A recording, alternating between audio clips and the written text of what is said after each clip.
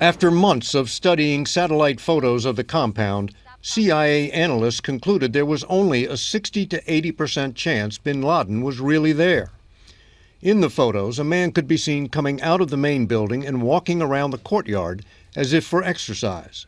But it was impossible to tell whether he matched bin Laden's height.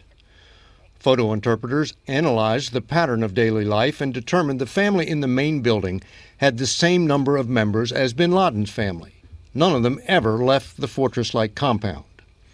It was hardly a smoking gun, which explains these words by President Obama's counterterrorism advisor. The president had to evaluate the strength of that information and then made what I believe was one of the most gutsiest calls of any president in recent memory. And explains the tension on the faces of the president and his top advisors as they followed the mission from the White House Situation Room. They were listening to real-time reports relayed by CIA Director Leon Panetta from Vice Admiral William McRaven in Afghanistan. This was McRaven's operation. He called the audibles when things started going wrong. 4 helicopters, 2 Black Hawks and 2 Chinooks took off from Jalalabad in Afghanistan, 160 miles from the compound. The Black Hawks carried 25 SEALs. The Chinooks had a backup force and extra fuel for mid-air refueling.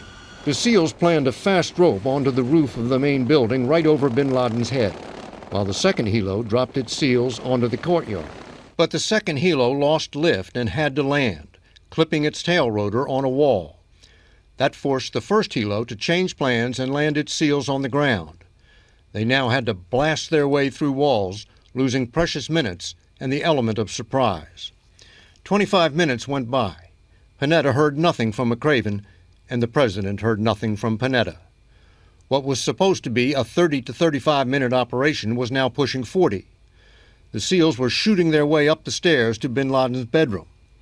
Finally, McRaven reported Geronimo, EKIA.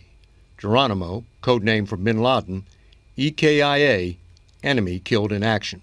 Now the SEALs had to get out before the Pakistanis scrambled jets to shoot down the unknown intruders.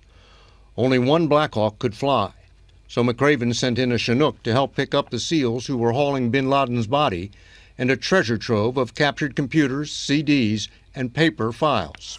The helos headed straight for an aircraft carrier where bin Laden was to be buried at sea. Only then did the tension in the Situation Room begin to break.